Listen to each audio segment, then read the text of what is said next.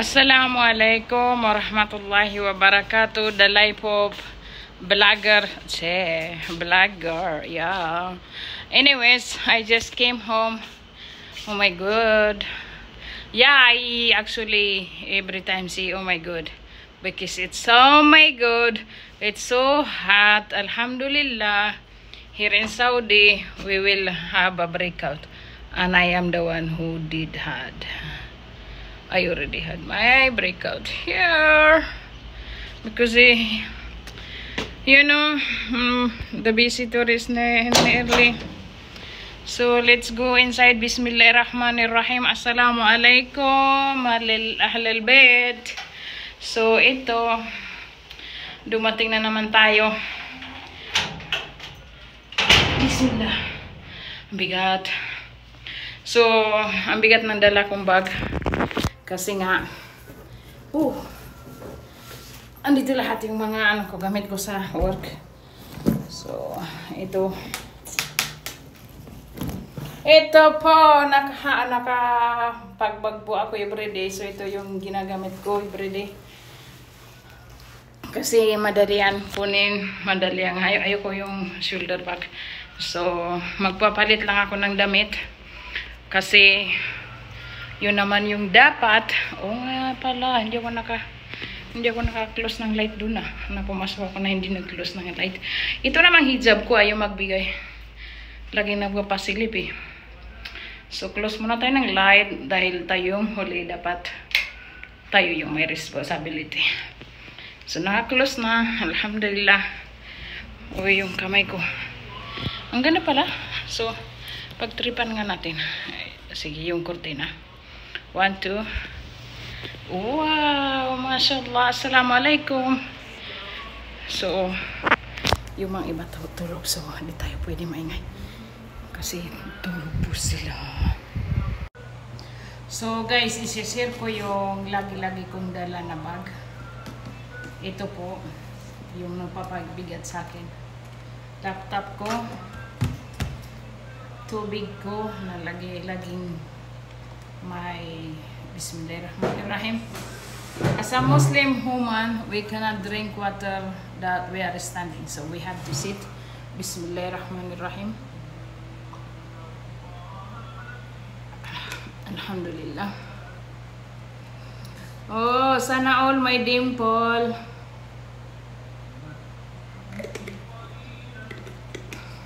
Sana all na lang may dimple. So, ito po is para sa kamay ko. Kasi po, minsan pagka sobra-sobra na yung work ko, sumasakit po yung kaliwa kong kamay. Lagi ko ito dala. Never forget ito. Kasi talagang ito ang supporter ko. So, get rid my bag. Yung title niyan. Hindi naman. So, ito okay naman po yung mata ko, pero alhamdulillah okay po yung mata ko. Inulit na naman. So, ano lang po, minsan pagka yung ilaw, yun po ang nagpapasakit sa akin ng mata, yung masyadong mailaw. So, gumagamit ako ng eyeglass. And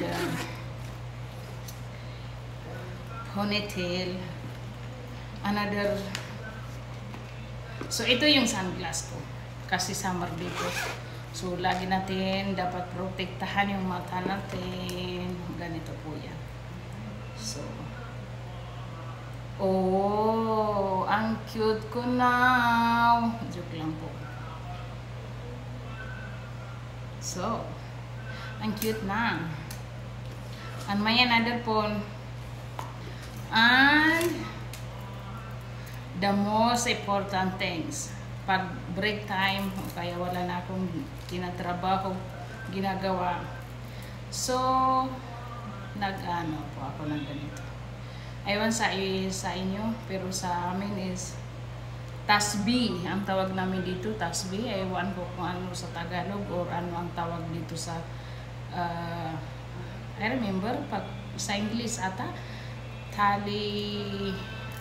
basta, yun na yun. So, ganito po yan. Subhanallah, walhamdulillah, Allahu Akbar. So, yun na lang po tatlo yung ituturo ko sa inyo. Kasi mahaba pa eh. So, magpapalit muna ako guys ng damit. Kasi mainit. Di pa kami nag-open ng aircon.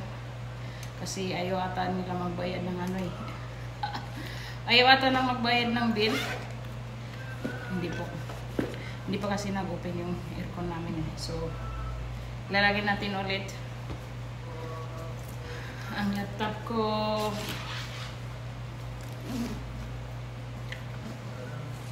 Para makapagpalit na tayo ng damit. Inshallah.